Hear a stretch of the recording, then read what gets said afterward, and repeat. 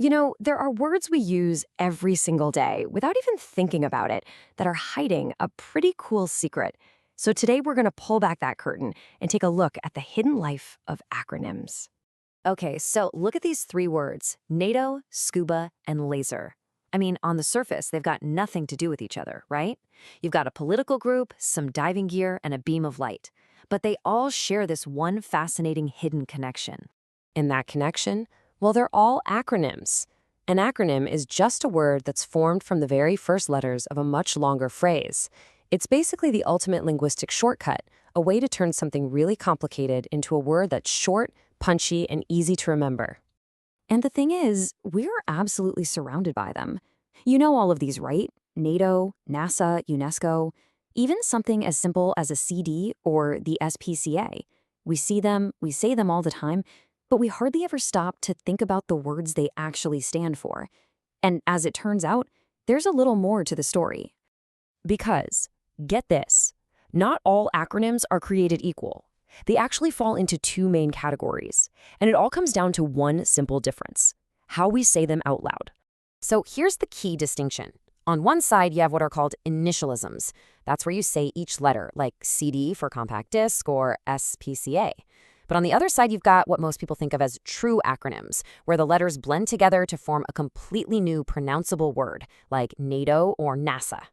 Okay, now this is where it gets really, really interesting.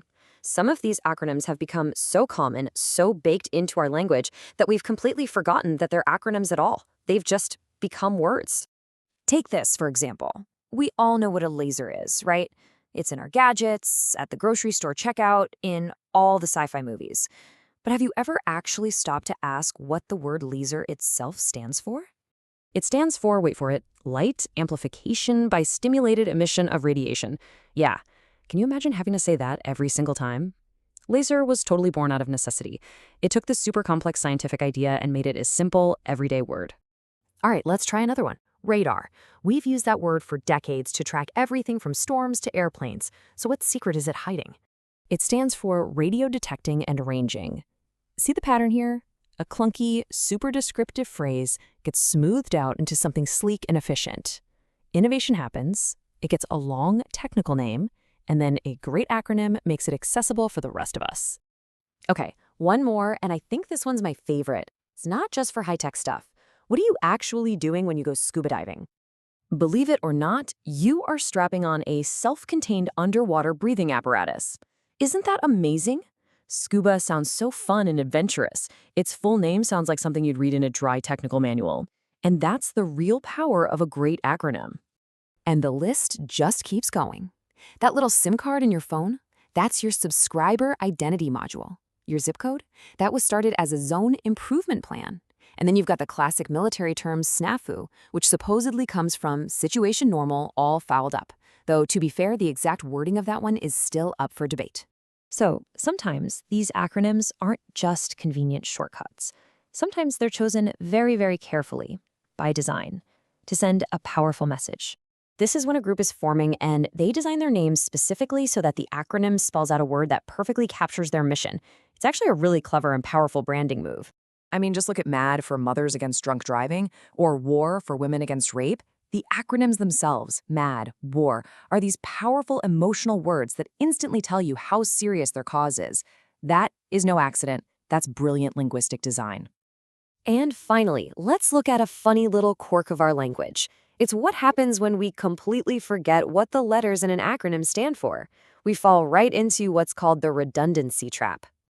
I guarantee you have either said this or heard someone say it a million times. I need to go to the ATM machine. Sounds totally normal, doesn't it? Well, think about it. Since ATM stands for automatic teller machine, when you say ATM machine, you're literally saying automatic teller machine machine. We do this because the word ATM has just become the name of the thing itself in our minds, totally separate from its origins. Oh, here's another classic. I forgot my PIN number. Happens to the best of us, right? But let's just break down what we're actually saying. PIN stands for Personal Identification Number. So when you say PIN number, you're really saying Personal Identification Number number. It's just a harmless little habit, but it really shows you how deeply these words get embedded in our brains as just standalone words.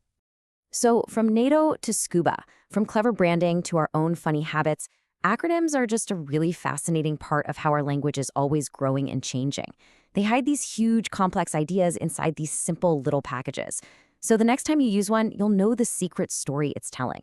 Which kind of makes you wonder, what other everyday words are actually acronyms, just hiding there in plain sight?